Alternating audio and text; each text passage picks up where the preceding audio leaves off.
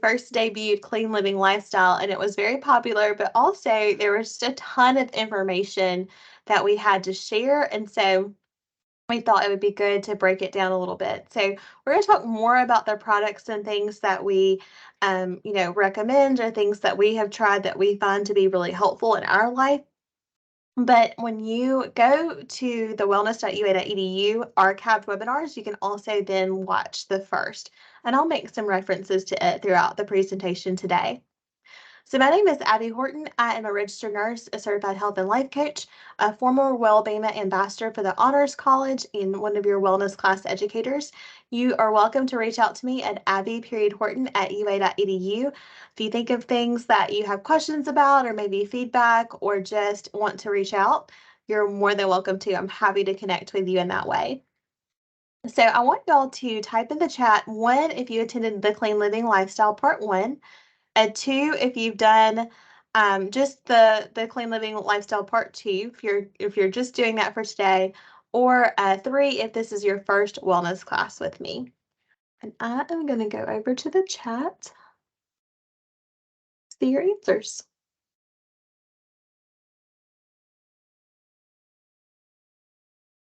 2, okay, thank you. First class, yeah, welcome to the first class. That's great. We have a lot of new people today. Good, and we have a pretty small group. Usually we have closer to 60, 80, sometimes even 100. So this is nice to have a little small group today. All right, lots of first-time people. Welcome. We're so glad for that. And then some people who are only having the part 2 session, so I'll be sure to include some information there. Good. And then we have a couple of returning people from the first class. Good. First class with me, and you've not done the Clean Living Lifestyle first session. Good. Well, we're so glad to have all of you. If y'all think of questions that you have, please feel free to put them in the chat. If you want to use the Q&A anonymously, you're also welcome to do that, whatever works best for you. We will go ahead and get started. So we want to explore the clean living lifestyle. We want to discuss the importance of clean living and the health impact that it has. And then we want to learn specific strategies to adopt a clean living lifestyle, and look at better products, cleaner products, better choices for us overall. So the disclaimer is that this is just for educational purposes. This is not medical advice. And honestly, the recommendations that I make today may not be the recommendations that I make a year from now. And I'll give you an example of that in just a moment. I want you to focus on what you can control, because so much of what we do in life is not in our control. But things like our attitude, our effort, how we show up, how we set boundaries, those things are within our control. I want you to take what resonates with you and just leave the rest. Treat this like a buffet where you just pick the things that work for you, that interest you. Baby steps, it's so important to remember that small progress is still progress, and you just keep moving forward. And then please do reach out if you have any questions. One thing that I really like to do also is to crowdsource. So if you have a clean product that you really like, or something that you think has been really helpful to you in terms of, getting a handle on your health and your wellness, then we'll have an opportunity for y'all to put that in the chat. You're always welcome to put in the chat things, and we'll come to those at the end of the presentation today.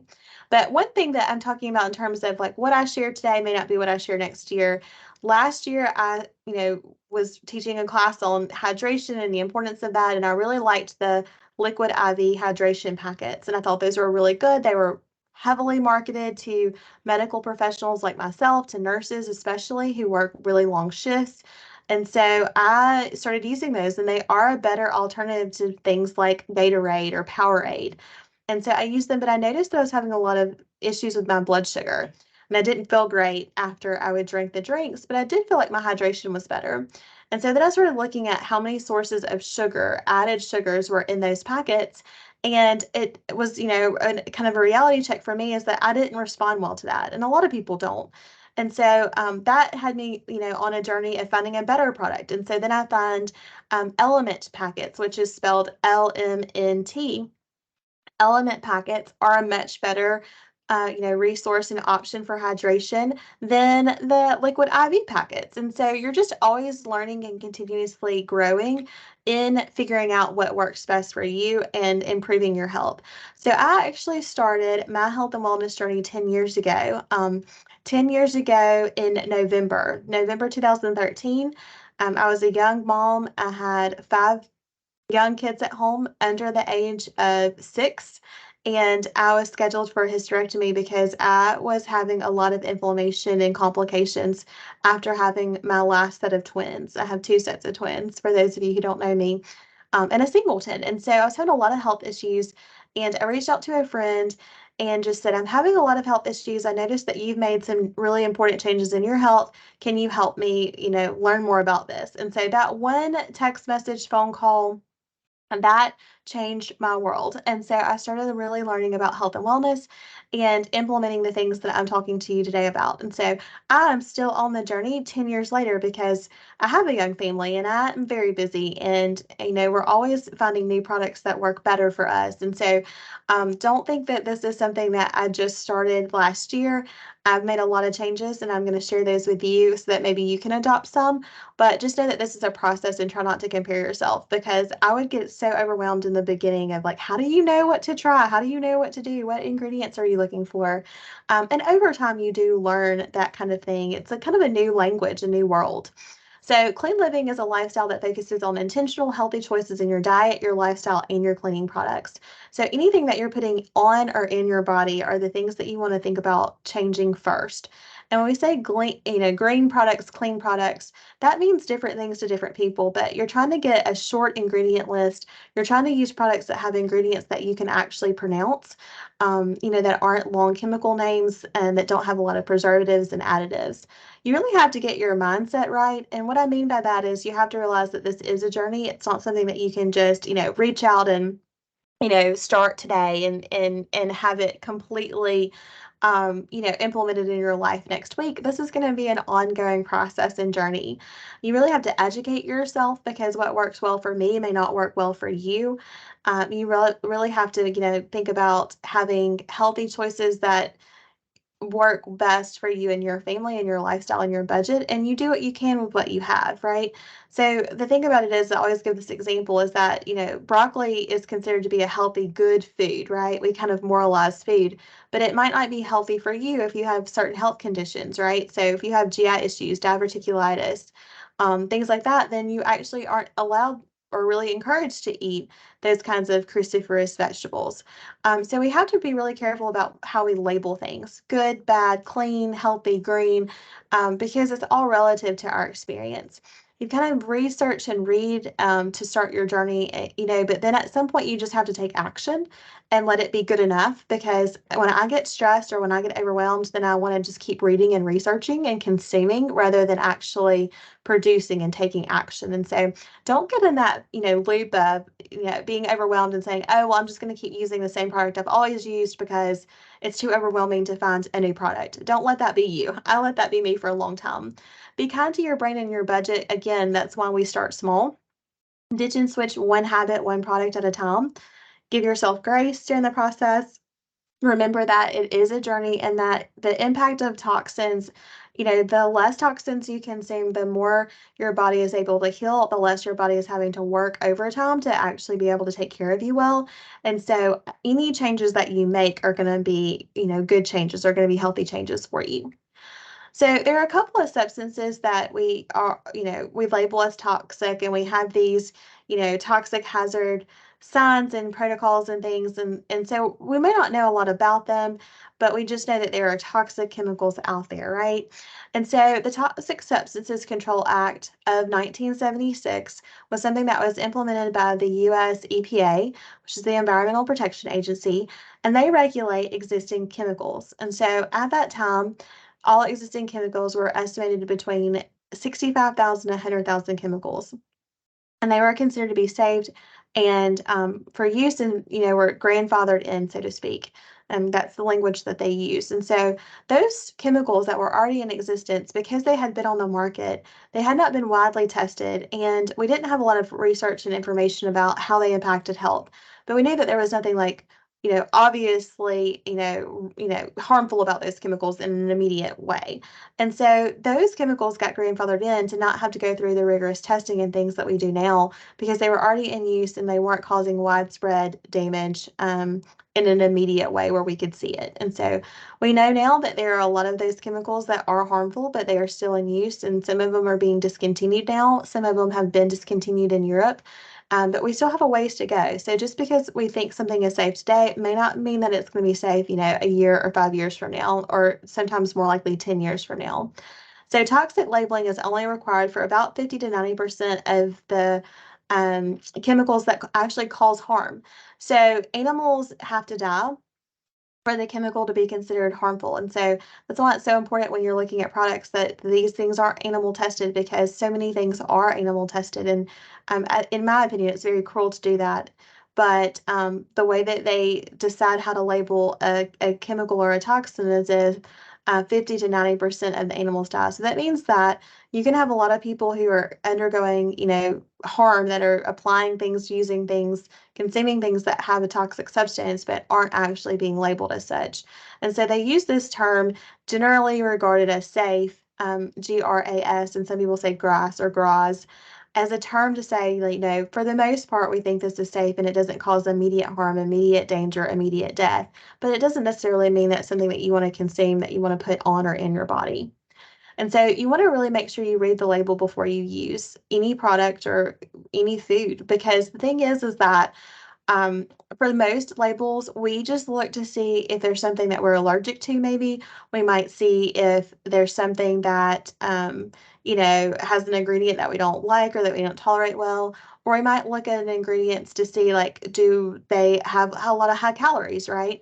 For me, I will be honest with you, until a few years ago, the only time that I looked at a label was I wanted to see what scent or fragrance was on there, or I would look to see how many calories were in it, right? Because I feel like the magic number is always 100 calories or less. And so I was really about, is it a fragrance that I like, and is it under the calories that I need? Because I was, being really restrictive about diet and things like that. And so we have so much more information on those labels that we need to understand, and we need to be able to look at, and we need to be able to objectively read and process so that we know, is this a healthy product for us? So here are some ingredients that you want to avoid or limit if possible. This is definitely not an exhaustive list, and I'm not going to read all of these here for you, but I think it's important that you have a starting point. And so these are a good place to start in terms of looking at things that you want to avoid. There are 80,000 chemicals currently used in the United States on a regular basis, and most have not been tested for their effects on human health at the long-term look. In the short term, we know that they don't cause immediate harm and damage and death, like I said, but a long-term health, we don't know about those. So the general rule of thumb, whether you're consuming it, whether you're eating it, whether you're putting it on your body or not, is that you want 5 ingredients or less. You want to be able to pronounce the ingredients for the most part. Some are a little more difficult than others. And you want to be able to look at the ingredients in the order that they're listed on the product, because the first ingredient is going to be the largest quantity of that ingredient. So if you have sugar listed as the first ingredient on your food package, then that means that the bulk of what's in this product that you're going to eat is sugar. So that's really important. There's a never list that has been put out of things that we want to never use in products. And so I've listed this here for you. This actually comes from Beauty Counter, which is a beauty brand that is all about transforming health and wellness for beauty industry and for people who use these products. They are very passionate about lobbying at the national level in the US to make sure that we have really pure, green, clean products to use. So this is their never list, and I think it's a really good example of how we need to be mindful of the products that we use. Sometimes these things will be in a product and it'll just be labeled as a fragrance, or it'll be labeled as a natural ingredient, which may not actually be natural, and it may not be an ingredient that you want to use. And so that's something to think about. On average, it takes about 26 seconds for chemicals in your personal care products or just things that you're eating or consuming to get into your bloodstream. So sometimes people, will put a lotion on their skin and they don't think about it. They don't think about the ingredients, or they put sunscreen or something like that, or a beauty product on their face. And they don't think about, would I eat this product? Because obviously we wouldn't eat our lotion or our beauty care products, but in essence, we are eating it because we're consuming it and it's soaking into our skin. One of the main protective mechanisms of our skin is to protect against, things that are going to be going into our body, into our tissue. And so when we put something on our skin, we actually have something called transdermal medications, meaning that it goes on and across your skin to get in to medicate your body.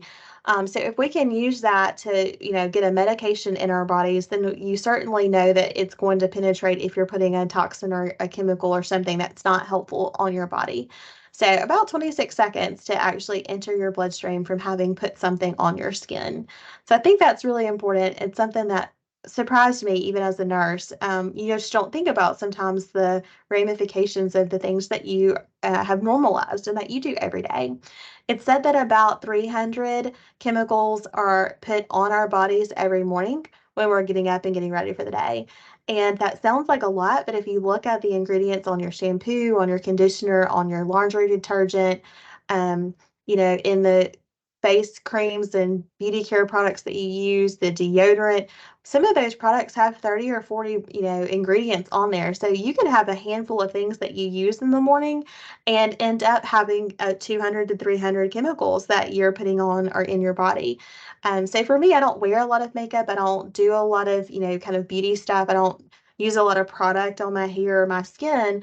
But it really does add up when you look at the back of the ingredients, because, again, 30 to 40 ingredients per product, that's going to not take very long for you to actually get to that threshold. And then if you're eating or drinking anything that has chemicals in it, you're at that 200 to 300 chemicals very quickly. Things like water bottles and other plastic food containers will leach those chemicals out into your food and your water. So you never want to heat plastic or let plastic sit in a hot car or somewhere that's going to get warm, because that warming process is going to leach those chemicals out. You've got carpets that off gas. Pizza boxes are one of the most toxic when you look at the list online from trusted sources. Pizza boxes, because they have a coating on the box to make that cardboard be more sturdy and to not, be as greasy and leak. So pizza boxes are a big one. Microwaved popcorn will release a lot of off-gassing in those microwavable bags. So you really want to think about, kind of doing the old-fashioned popcorn instead. Hand sanitizer, sofas, and any other furniture and clothing will off-gas, and so that's important to note. And then strawberries, because you see how many little pores are on those strawberries. Strawberries, I think, are beautiful fruit, but they're very porous. And so any chemicals, any pesticides, anything that can be out in nature can really easily seep in those pores, just like the pores in our skin. And so strawberries are one of the most toxic in terms of being able to absorb what's in the environment. And so you really want to make sure that you clean your fruit and vegetables well. And I'll give you a recipe. If I don't have it built in, I'll give you one at the end for how to clean your fruits and vegetables. These are some other toxins that you might not think about. Diesel fuel. So when you're going to fill up your car with gas, try to get in your car or walk away from the pump. You don't want to smell the diesel or even just the regular gasoline as you're filling up your car. Things that have like BPA, you want to make sure that BPA, BPC, all of those chemical cousins, that you're not really just replacing one chemical with another, but you're really trying to use things like glass and safer metals to contain your products and your foods and things and your drink. Lead and paint, of course, if your house was built in the 1960s or beyond, earlier than that, then you might have lead in your paint. And so when you go to remove paint or to refinish furniture or things like that, you want to be very, very careful and follow the correct protocols for that. You may need remediation, especially if there's any arsenic or things like that. When you have arsenic, a lot of times you have lead. When you have lead, a lot of times you have arsenic. Mercury in fish, it's really important to eat fish. We usually say 1 to 2 servings of fish, usually 2 to 3 ounces per serving a week, to get all of those good, healthy, you know, minerals, vitamins, antioxidants, omega-3s, and things like that. But you want to be careful about where you source your fish, because you can end up getting a lot of mercury from having consumed them, because sometimes the fish that we eat are bottom feeders, and so they're going to eat anything that they encounter. And so when they eat those things, then you're eating those things. And when they're in water that is polluted and that has mercury and other heavy metals, then we're eating that, unfortunately. And so that's important to note. Things like cigarettes and vaping and all of these other substances that you can use now oftentimes have over 4,000 chemicals. The typical cigarette has over 4,000. So you think about things like tar and nicotine, but there's so many others that are impacting our health. Exhaustion and pollution just out of the environment. We live in kind of a valley, like a little dust bowl situation. An example of this is like downtown Birmingham, where it's very sunken in, and you see like the smog and the fog, and how it's kind of hard for that to lift some days. Well, now, West Alabama is in that too, but it's a little harder to see. And so when we have those advisories about asthma and about smog and fog, that's where you know that you really want to be careful about your outdoor time, because you can get a lot of those allergens, exhaustion, pollution, the smog and fog that can really impact your respiratory and just your overall health. You want to make sure that when you drink alcohol, of course, we want to limit that usually to 1 to 2 drinks. Um, and typically you're going to have, the advice of, no more than 1 to 2 drinks per day per week, and that is a little bit more for men, typically because of how they metabolize it. So obviously, metabolism is impacted them more than just sex and or gender, but you want to think about how much that you can tolerate. No amount of alcohol is a safe amount in terms of your health and your wellness. So you want to think about when you do have alcoholic beverages that you make good choices about having better grade alcohol. So you don't want to get the cheap stuff. You want to get the things that have been aged, that have less of the toxins and the chemicals and things that you would see in those cheaper brands of alcohol. So you might not want to get the house version of your favorite alcohol or cocktail. You might want to ask for the higher shelf things, because they're typically going to have less of those chemicals and irritants. Pesticides, herbicides, I think you should stay away from them. And I have a family member who likes to tell me, well, you're not an insect, so it shouldn't bother you. But I'm a big believer in not having pesticides in the house. And so I don't allow anyone to spray pesticides in the house, but I will let them do that outside, because you have to kind of do a checks and balances, cost benefit analysis. And I don't want ticks, and I don't want other harmful insects and bugs in my house, but I don't want the chemicals around my children. And so that's something that you really want to take note of. Flame retardants on furniture, especially fabrics and upholstery, is really important to note. That's kind of the off gassing that you can have. Also, with children's pajamas, try to get the pajamas that fit like a second skin, because they're going to more likely not have as many flame retardants on them. There's a law that says that because children are so at risk for being injured in a fire, that they have to have either flame retardants on their pajamas, because apparently fires are more likely at night. I did not check that, so y'all fact check me on this, but this is kind of the story behind the flame retardants, especially on pajamas for kids. And so they've got to have not loose fabric to have lesser flame retardants or no flame retardants to meet that, regulation. And so that's something you want to think about if you have young children in your family. And then this dry cleaning, it's important that when you get your dry cleaning, if you still use that, that you take the clothing off the hangers that they provide and out of the bags. How many of you, my hand is raised, have had dry cleaning that you brought home and you left it in the original bag? Well, when you open that bag up, be very careful, because you can have off gassing from those chemicals. Aluminum and parabens and things like these aerosolized sprays is really important. So I will not let my children use aerosolized sunscreen, because I don't want them breathing that in. They really want to be able to use that, because it's a lot easier than having to, put it on, in a lotion or something like that, or stick form. But I'm the mom that will not let them have aerosolized sunscreen. And I try to avoid the people who are at the lake and the beach and the pool who are spraying their aerosolized spray, because I think we've probably all had that moment where someone's like a good distance away, usually like more than 6 feet away, and you can still get the taste of their sunscreen in your mouth because they're spraying it and they're not being really careful with that.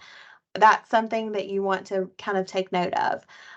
So food and pesticides and chemicals and things that you can have on your fruits and vegetables are really important.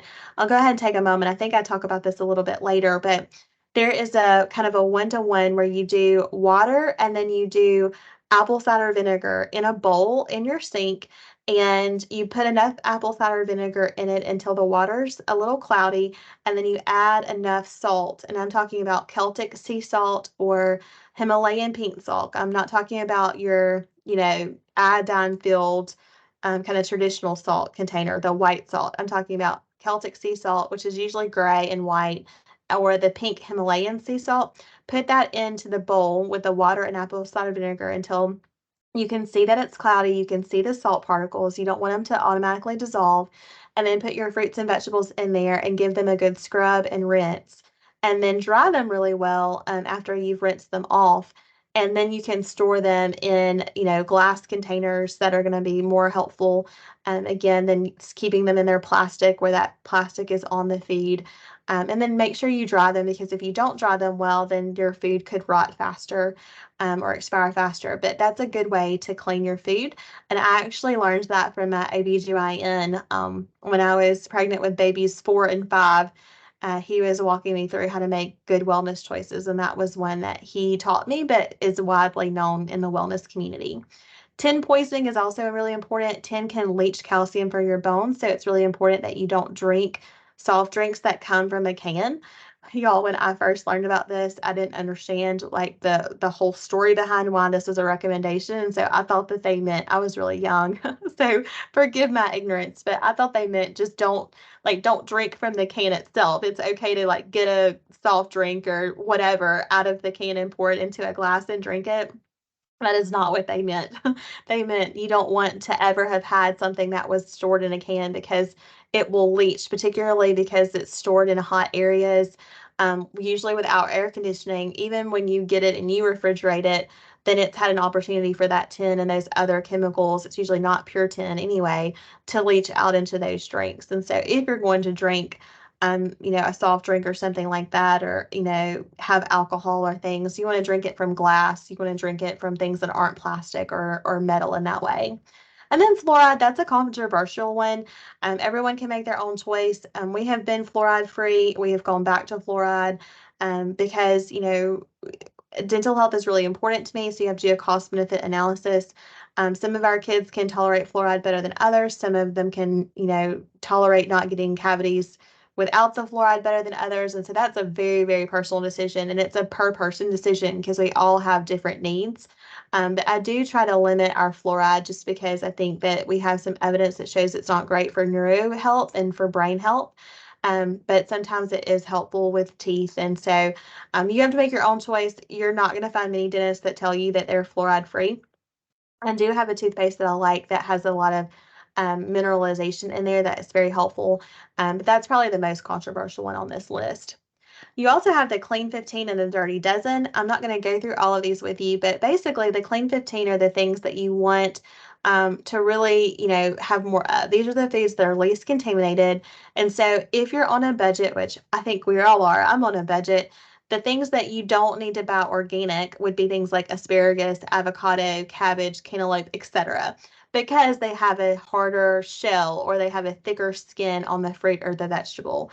So you can get those 15 products conventionally. You don't have to buy organic.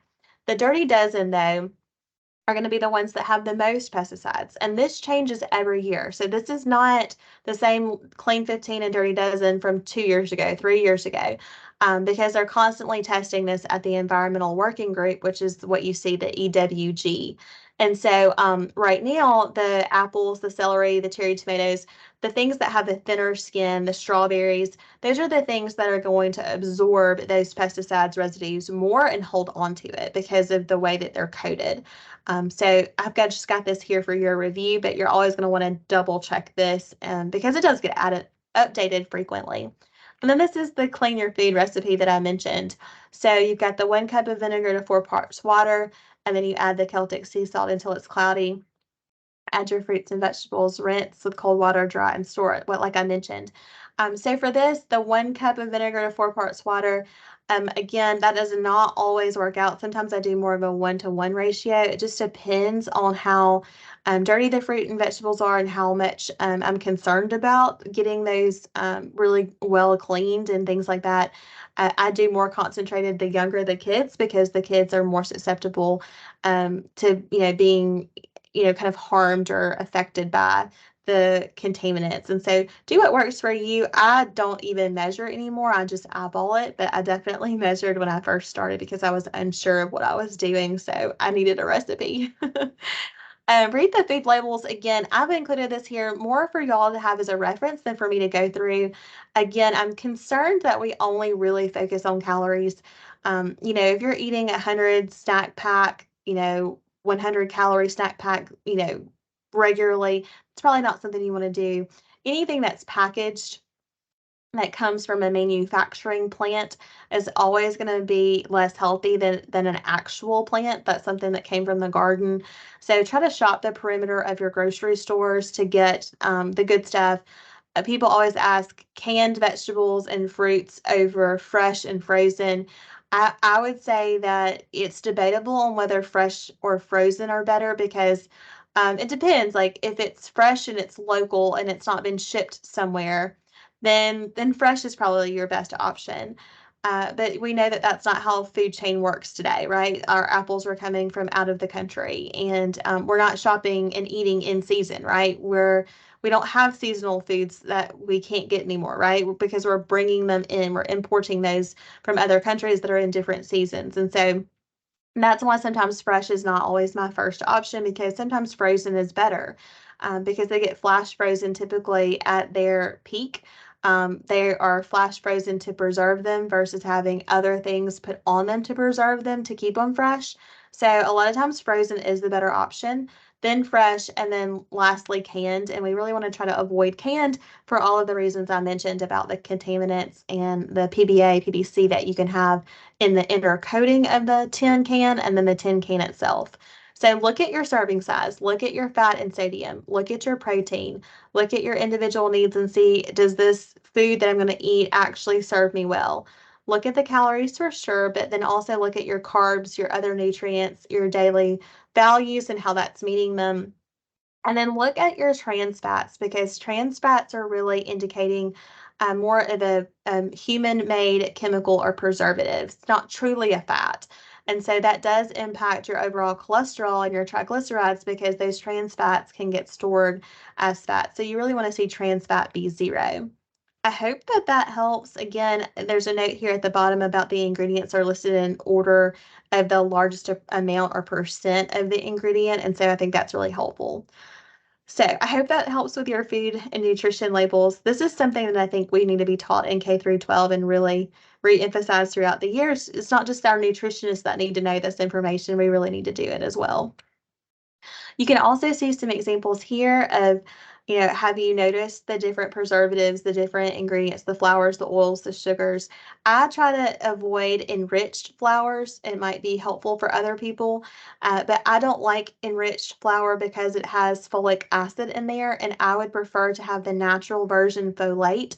I have the MTHFR gene variant that makes you more susceptible and make it difficult for you to processed foods and enriched vitamins that are not, in their natural state. So synthetic vitamins are really difficult for me to process. It's estimated that about 55% of the population does have at least one gene variant for that, and I have 2 copies, and so my methylation is really, really, really low in comparison to what it should be. So if I eat anything that has enriched flour in it, I get very, very sick. And so that may be something that people find is true for you, but you may not have made the connection. So a lot of times people will say that I feel really sensitive to gluten, but then they don't test positive for folic acid or for gluten sensitivity or for celiac disease. Well, it could be that you're having a reaction to the enriched flours and to the enriched grains. If you can go and eat something from Europe or go to Europe and eat something, it's called the Italian paradox, where you can eat bread and you're like, oh, well, I thought I was sensitive or allergic to gluten. It's because that their flours and things are more pure, they're less processed, they have less ingredients that are irritating to the body, less coloring. less, chemicals and preservatives overall. They don't enrich their flours typically. And so that's the Italian paradox, is that I can go to Italy and I can eat whatever I want to, and I don't, gain weight, I actually lose weight. But then when I come back and eat the same foods here, they're truly not the same foods, but I eat the same things here and I feel sick. And that's why. I've never actually been to Italy, but I have experienced that, eating foods from Europe, and felt like, okay, that makes sense. Okay, I need to be more mindful of that. And then I did really notice a difference in my inflammation and how I felt. So if you take one tip away, I think this one, reading the food labels and washing your fruits and vegetables with that rinse, will be really impactful. So those could be your two homework items, or happy homework as we call it. My good friend Allison Currington calls it happy homework. So greenwashing, what is it? How do I spot it? What can I do? A lot of products want us to believe that they're green, that they're clean. Target does this by saying it's Target clean, which I love that they specify that. It means that it meets their standards of clean and green, but not probably other people's standards. You also have, brands like Mrs. Meyer's that say that they're, a green, clean product, and they look like they're a really healthy brand. They may literally even be green. But usually they have less wording. The packaging is less cluttered. It's usually light and bright. It might have green on it or in the name. And you want to really be careful and look at those ingredients. You can even scan on an app I'm going to recommend to see what the ingredients are to get a score for it. Because a lot of times they're just trying to sell you a product based on, they know that you don't have a lot of time and they want to present it as a green, clean product, actually charge you more for it, and you're still getting the harmful chemicals. So greenwashing is more upsetting to me than just the toxic brands that say they're toxic, right? Because at least not only do you think you're doing a good thing, you're usually paying more than even the branded items, and you're still getting the harmful chemicals. So greenwashing is something that I'm really passionate about people understanding. This environmental working group, they have an app. This is the website. You can go and you can, search who they are, what they're about. You can look at their consumer guides. You can look at their research. It's a really, really great resource that's free to use. So they have an app that you can scan products and you can get feedback on, is this a good product? And it's not something that is difficult. I mean, it kind of uses a red light, green light system, right? Green, you're good to go. Yellow, use with caution. Red, you might want to think about avoiding or limiting this product. I always tell people, when you're doing a swap, like when you run out of shampoo, then go buy a cleaner shampoo, right? When you run out of deodorant, go buy a cleaner, greener deodorant. So don't go home today, unless you just want to and have the money to do it. Don't go home today and throw everything out, but go and do a strategic swap out. So as you run out, replace it with a better product. So also think about, your choices, refusing single-use items, rethink the choices you're making, reducing your consumption overall, reusing things that you can reuse, refurbishing old things that maybe just need a new coat of paint to have a new life. We do that a lot. I love to refinish furniture. Repair before you replace. It's so easy to just throw something out and say, oh, I'll just go buy a new one. Repurpose, so be creative with that. Reinvent things you already have on hand. Recycle if it's a last option, but also I would say re-gift things, recover things, resell things, return things. Do you have things that you can return? I know that I do. Sometimes you just need to let things rot. Is it something that can be taken out and put in a compost bin, and just let it rot and return to nature? Also, this does not start with an R. I wish it does. Like, if you come up with an R that will make this work, y'all put it in the chat for me. But just like borrowing things, how can you just borrow instead of, saying, oh, I need to go out and buy that? Well, if you only need it once a year, you only need it for this one thing, is there someone that can lend that to you that lets you borrow it? If y'all can think of a word that starts with an R that indicates borrowing, y'all help me out in the chat. So look at what you have. Can you use it? So this is the hierarchy of needs, with apologies to Maslow. If you're my nursing student ever, you're going to hear me talk about Maslow's all the time. I love that. My nursing students do not know a lot of fun facts about me, but they know that I love Maslow's hierarchy of needs. And so it's fun to share this one with you. A rift on that is use what you have, borrow what you can't, what you don't have, swap it out with someone, thrift it, make it, and then at the very top, if you can't do any of those things, then go buy it. I think that's really, really helpful. Avoiding single-use plastic, like I mentioned, here's some examples of that. So I don't love glass or stainless steel straws.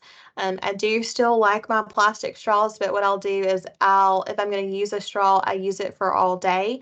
So if I get a straw, then, if it comes with a drink or something like that, then I'll rinse it out and I'll use it for the rest of the day versus getting a new one. That is not the best choice, but I want you to understand that, knowledge does not equal habit change, right? I am going to prefer a plastic straw all day long, and I think there are a lot of people medically that need a plastic straw. So I think we should continue to have those on hand for people who need them. But just know that you're always trying to make the better choices, right? I'm really good in other areas of my life so that I don't feel quite so bad about wanting my plastic straw.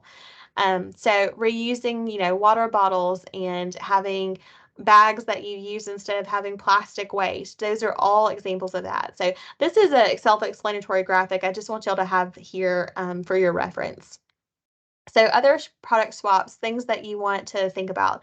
It's the things that you wear and use a lot. So laundry detergent because it's on your clothes all day long, right? Your bed, because you sleep in your bed 8 hours a night, probably. You want to make sure that your bedding, your mattress, your furniture, that your bedroom is really, really a haven for clean living lifestyle. Your shampoo, conditioner, your soap, your shower gel, your shaving cream, even your razor. Your razor has chemicals typically on it, especially for women, because we typically use those not great razor blades that have a lot of plastic on them versus, razors that are marketed for men typically are a lot nicer. They're more metal, they're a higher grade blade on the metal. And so we have to be really careful. I actually, for many, many years, have used a razor kind of marketed for men just because it was superior. It just worked better. So think about that. A lot of times, if the product is pink, you're going to be paying more for it. It's going to have more chemicals on it. And it's probably not going to work as well as the blue, gray, black, silver product that, that might be marketed toward a man. So just think about that. That was something that I learned early on in my marriage of like, oh my goodness, this product is so much better and also it's cheaper. Why is that?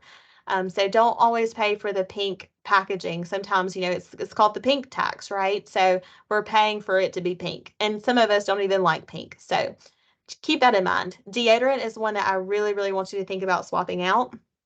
I have kind of an all or nothing mindset. I want to be all in or I want to be all out. And so for a long time, I was like, okay, if I'm going to use clean products, then I'm going to get rid of all of my conventional products. But the reality is, especially as I age and as I, have more life experience, is that sometimes I need conventional deodorant in Tuscaloosa, Alabama, summer weather, right? July, when we were having record-breaking temperatures, I needed conventional deodorant. So I picked a cleaner version of conventional deodorant that works well. Now that we're getting into the cooler months, I'm going to be using more of my green clean, non-toxic deodorant because my needs are changing, right? So now I have both. It's not that I threw out all of my conventional, which I did at one time, but now I have a clean one that I try to use most of the time. And then when I know I have an important meeting, a day, a heat wave in July, then I'm going to wear my conventional deodorant. So it's all about making it work for you. Toothpaste, dental floss. Dental floss has chemicals on that to make it waxy. Did not realize that in 10 years ago when I began the journey. Mouthwash, hand sanitizers, because it has the triclosan that can be so harmful. Lotions, makeup, sunscreen. Sunscreen is a big one because we've seen that there have been a lot of lawsuits recently about sunscreen actually causing cancer. So that's a concern because we're using it to prevent cancer. Skincare, feminine hygiene, beauty and bath products, laundry detergent, dryer balls, because if you use dryer sheets or chemical dryer balls, that's getting on your fabrics and coating your skin. Dishwasher detergent, household cleaning products, just other household products in general. Always try to use glass and metal if you can. Water filters, purifiers for your water. kitchen and cookware. There's even air purifiers and things like that. Swap out your salt. And then, of course, your kid products. So things like your diapers, your kids' baby clothing, the things that are going to be on their body a lot. So I really like these two products from Beauty Counter. So their daily shampoo and their conditioner, I use both every day, and I really like them. I think they have a good mission toward keeping products clean and green.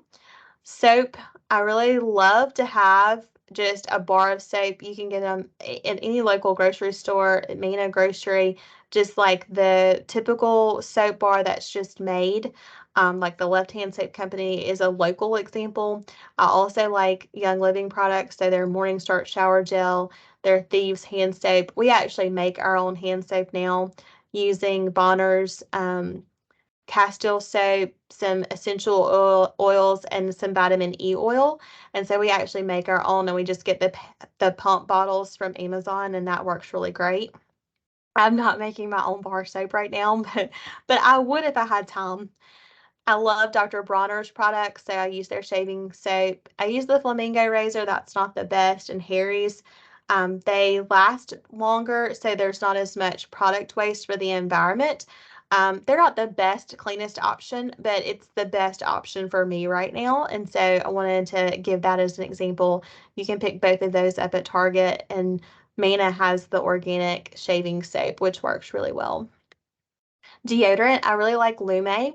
There's a couple of other ones I like. There's one called Cure, and it's a really good one, Cure. It's a good product. I think it's out of California. It was actually on the Shark Tank show. It was featured, and so it's a good one. It's the one that I currently use now, but the Lume is really good. For people who have a lot of sweating, perspiration, or other body odors, I think Lume is really good. It was developed by an OBGYN, and their products are made for other places. So all of your delicate areas, you can put that instead of just your armpits. So try to avoid baking soda though when you go to a clean deodorant, because the baking soda is really, really irritating, especially if you do sweat a lot. So you can get kind of a raw rash under your armpit. There's something called an armpit detox. If you do a Google search, you'll see that you mix water, apple cider vinegar, and there's a clay that you can get. Again, Mana has it. I'm not affiliated with Mana. I just am a frequent shopper, and they have a lot of good products. But you mix it as a paste and put it under your armpits. And when I was switching to clean green deodorant, I had to do that very frequently to avoid getting rashes and things like that that happen when you switch deodorants. I really like Roswell. They have xylitol and hypoxia in their toothpaste that help with remineralization of your teeth. And they've got a lot of other great products, mouthwash, um, floss, things like that. So those are a great brand company that is committed to better products for us. So all of these products are also featured on social media and Instagram, so you can go learn more. Hand sanitizer is really important to have, just because if you're out and about and you need a quick, way to cleanse your hands, this is going to be a good product. We tell people if it's not wet and it's not visibly soiled, then hand sanitizer will do. And so we use that a lot in the Horton house. Makeup products, there are a ton of good brands. Even Ulta has some clean beauty brands now. I really do like Beauty Counters. Again, not affiliated, but just have been a long-term user. And they've got a lot of good products. And I love that they're very inclusive of skin tones and skin colors. And so anyone can find products there that they can use. So that's good. Another lotion, there's a ton of lotions, y'all, that you can get. I like a brand called Cure, and it's a pretty good one. All of their products are not well rated, but a lot of them are. Sunscreen's tricky. Beauty Counter has a good one. Young Living has a good one. A mineral sunscreen is important because it's going to be that thick, almost like that diaper cream consistency. When you put it on your skin, not everyone's going to love it because you do have kind of a white sheen to your skin, but it's good. Super Goop is another one that's really popular among dermatologists. May not be the cleanest brand, but it's probably a good hybrid between conventional and clean. I also like using things like Lavaderm after sun spray and lavender if I've gotten too much sun. But y'all, I don't want you to be afraid of the sun. We need the sun. So I have another talk on sun safety that if y'all are interested in it, you can go and check that out. But don't be afraid of the sun. We need it, and we need to be out in it more. Sun care products, again, there's a lot of different brands. I've featured Beauty Counters. Young Living has one line for multiple, even looking at like teenagers through your older years where your skin changes and your needs change. But there's a ton of great products out there. I'm just giving you some examples that are easy, that are kind of widely available, but there are tons and tons of products you can find. Also, feminine hygiene products. This is really important because this is a lot of our life. If you, you know, are female and you're having menstrual periods, then this is something you need to be aware of. So having, a menstrual cup or pads or tampons that are organic, that you're not having that plastic or that cotton be something that's laden with chemicals and preservatives, and then in a very sensitive area. In that area, that part of our anatomy is very, very, very likely to absorb things. So it's one of our most sensitive areas, and that is something that, again, we have medications that we specifically put in that anatomy of the body because of its ability to absorb. And so you don't want to have anything in or near that area that's going to be toxic, because you're going to have probably some health issues from that. So other bath and beauty products, it's really important that anything that you put on your skin, like I mentioned, even something as simple as your nail polish. So nail polish is something you want to be mindful of. Even things like, I like to get my nails done, so I try to choose dip, which is not a great choice, but I try to choose that over gel nails, because then you have to put those under the UV light. And we've seen that women have had issues with skin cancer on their nails, in their nails, on their hands, from just going and using that UV light to harden the gel nails. So the acetone nail polish remover, you want to get one that's going to be a low grade. And I included this one here because this is what it looks like when you scan a product, the QR code.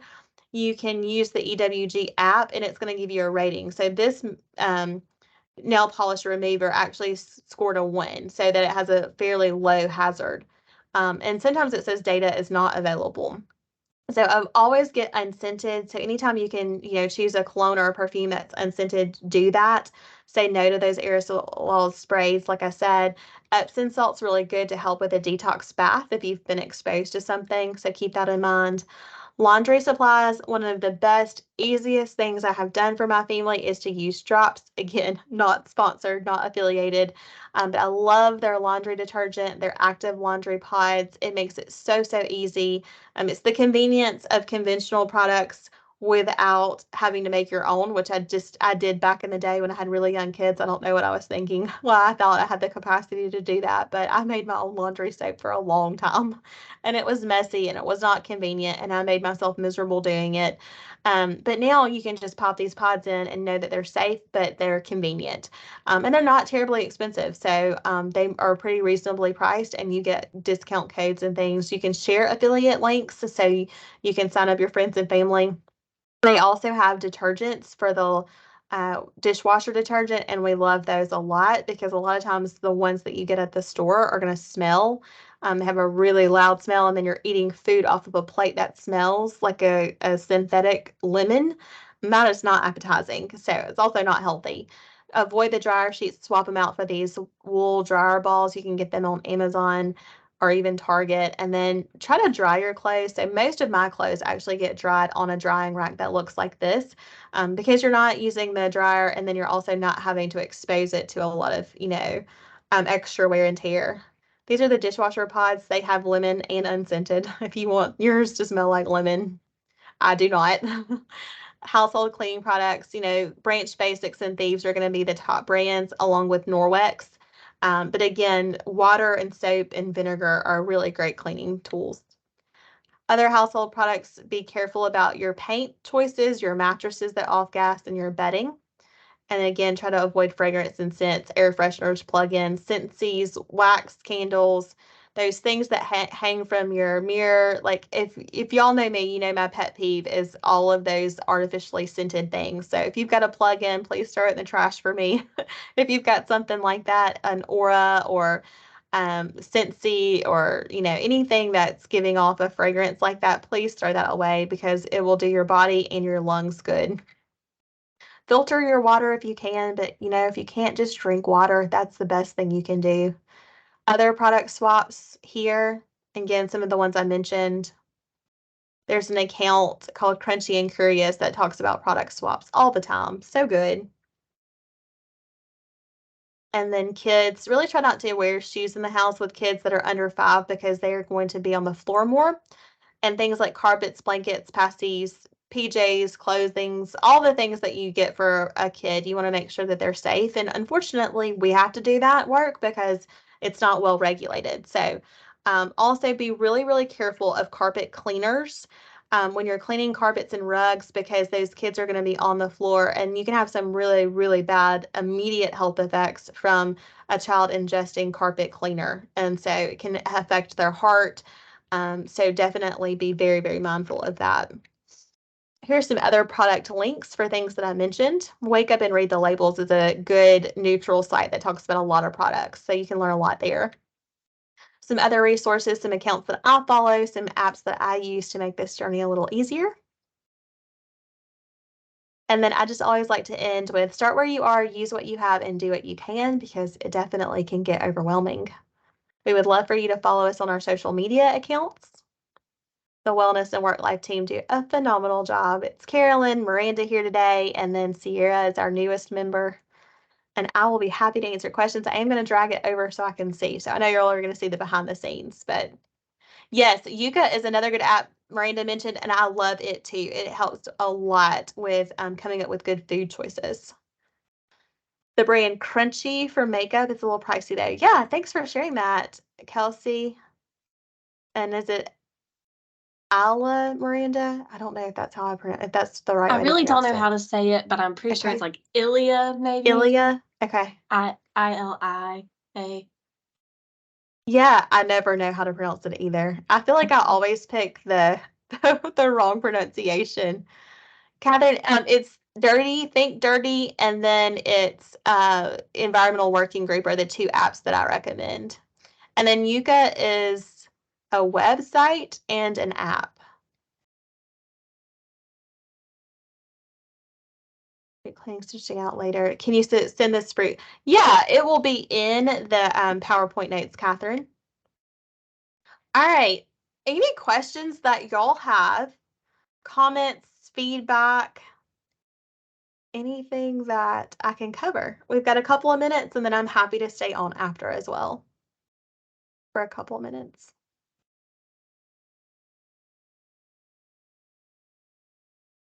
Let us know if this was helpful, if there's anything else. What do you recommend replacing air fresheners with? I do simmer pots. So like type in Williams Sonoma simmer pots and I put those on the oven. So I did that this weekend. I use diffusers with medical grade essential oils.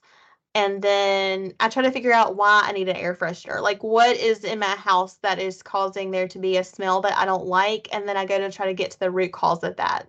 Some people just love the smell of a candle and love the smell of an air freshener.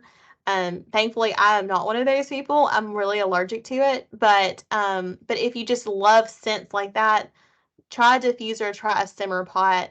And then if it's because you really have a smell that you don't like, then try to figure out the root cause of that. Yeah, Catherine, you're like, I just love it. Yeah, a lot of people do. And so, yeah, it's just kind of replacing something that you love with something that's a little healthier or using it less frequently, that kind of thing.